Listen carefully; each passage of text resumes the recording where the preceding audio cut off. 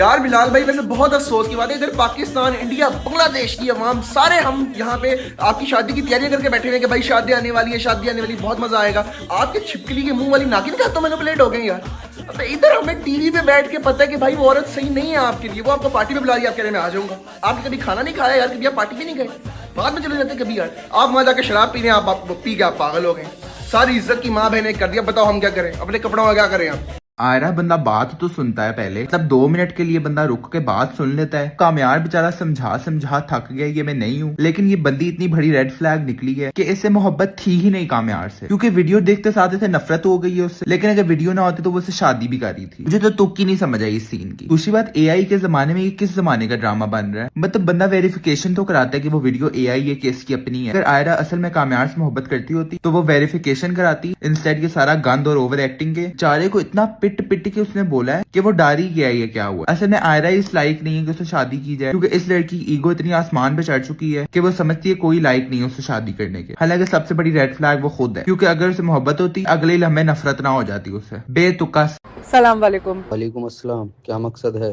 बिलाल अब्बास को किडनैप करना। ना मैं हूँ आशिक ना मैं दीवाना, कह दो। आई स्वेयर, कल मेरा जितना दिमाग खराब हुआ है ना मेरी जिंदगी है तू का एपिसोड देख के, जो लेटेस्ट वाला था, कल मेरे को ऐसी फीलिंग आ रही थी ना कि फारिया के चांटे में चांटे बजाती जाऊं और रुकू ना जब तक वो डेड ना हो जाए।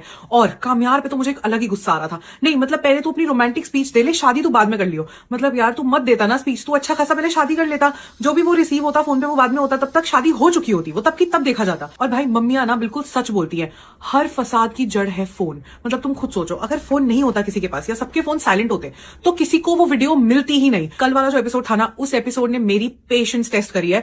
और भाई कुछ कर ही नहीं सकते, क्यों? क्योंकि सीरियल है, कुछ कर ही नहीं सकते उसमें। आप बस बैठ के कुड़ सकते हो, बस बैठ के गुस्सा हो सकते हो। मेरी चुल दोबारा से जग गई है। अब मैं जो अगले हफ्ते वाला एपिसोड आएगा फ्राइडे सैटरडे, अब मैं उसका वेट नहीं कर पा रही। अब मैं यही सोचती रहूंगी क्या होने वाला है। अब वो आयरा जाएगी शायद अपने कॉलेज वाले, वो पीछे से रोकेगा नहीं रोकेगा, इनकी शादी होगी नहीं होगी। भाई मेरे इतने इमोशंस और इतना पेशेंस किसी सीरियल ने अभी तक टेस्ट नहीं किया है जो ये सीरियल मेरा टेस्ट कर रहा है। मुझे समझ में ही नहीं आ रहा है भाई, गुस्सा भी आ रहा है मेरे को, दुख भी हो रहा है, सब कुछ हो रहा है मेरे को। अच्छा तो मुझे ये बताओ, सारी लड़कियों को अपनी लाइफ में किस तरह का लड़का चाहिए? कामयार जैसा।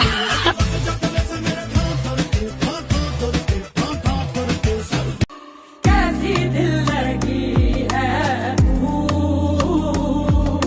कैसी बेबसी है मेरी। गैस पहले मैंने कहा था कि कामेंट नहीं लेगा रिवेंज आयरा से, लेकिन अब मैं चाहता हूँ यार कि वो ले आयरा से रिवेंज। अजीब अकल से पैदा लड़की, बाजी तुम बात तो सुनो उसकी। तुम्हारे टिम्पल पड़ते हैं इसका मतलब ये नहीं कि तुम्हारी हर बात मानी जाएगी। वो बेचारा उधर बैठ के कह रहा है सोच जो खुद को बिन तेरे कैसे चलेंगे सिलसिले, तुमसे ही करता शुरू तुम पर ही सब खत्म, दिल जो करे कभी तो मिलना फिर वहाँ। तुम्हारे नखरे नहीं खत्म हो रहे, लो अब रिवेंज। बेबसी है मेरी जिंदगी है मेरी जिंदगी। यार जितना दुख इन लोगों को ना खुद के ब्रेकअप पे नहीं हुआ ना, उतना दुख इनको कामयार और आयरा की शादी टूटने पे हुआ।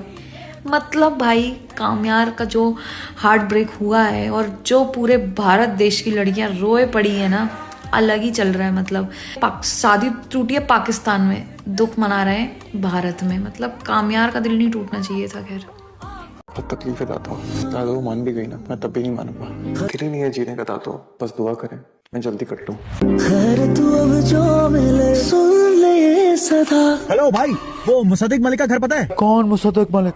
वो मेरी जिंदगी है तू का डायरेक्टर नहीं है? वो जिसकी भरी जवानी है बाल सफेद हो गए। वही वो सामने वाला घर है वो। थैंक यू जी मुसद्दिक मलिक भाई, क्यों कर रहे हो ये सब? मैंने ऐसा क्या कर दिया भाई? क्या कहा मुसद्दिक मलिक, क्या कर दिया?